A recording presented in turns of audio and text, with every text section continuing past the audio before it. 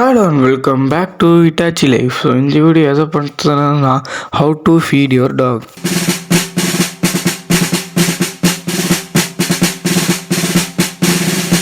சரி வாங்க எப்படி ஃபீட் பண்ணுறதுன்னு பார்க்கலாம்.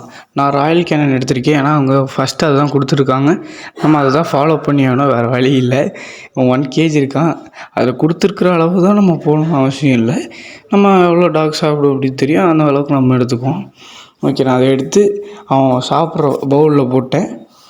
இதுக்கப்புறம் நம்ம சூடு பண்ணி தரணும். எதனால் நம்ம சூடு பண்ணி தர்றது அப்படின்னா, இந்த சின்ன பப்பியாக இருந்துச்சுன்னா 30 days கீழே அப்படின்னு அந்த டைம்லாம் வந்துட்டு 4 தடவை ஃபீட் பண்ணுற மாதிரி இருக்கும்.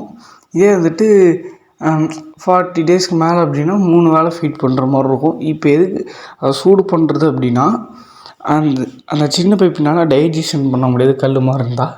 ஸோ அதனால் நம்ம சாஃப்ட்டன் பண்ணி தரதோ சூடு பண்ணி தரோம் அந்த இதை. ஸோ நம்ம வாட்டர் ஆட் பண்ணால் அது சூடாகிடும் கொஞ்சம் நேரத்தில். அதனால தான் இது ஒன்றும் ஃபுல்லாக கொதிக்கணும் கூட அவசியம் இல்லை. சும்மா கொஞ்சம் பபுள்ஸ் வந்துச்சுனாலே நம்ம எடுத்துக்கலாம். ஸோ நான் அதை எடுத்துகிட்டு வந்து அந்த இதில் ஊற்றிட்டேன்.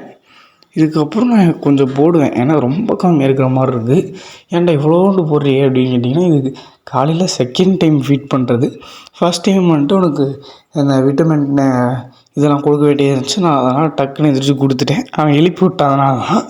சரி, இப்போதைக்கு இது நம்ம போய் வச்சாலே போதும், அவனே சாப்பிட்றோன்னு நம்ம ஒன்றும் சொல்ல தேவை கிடையாது.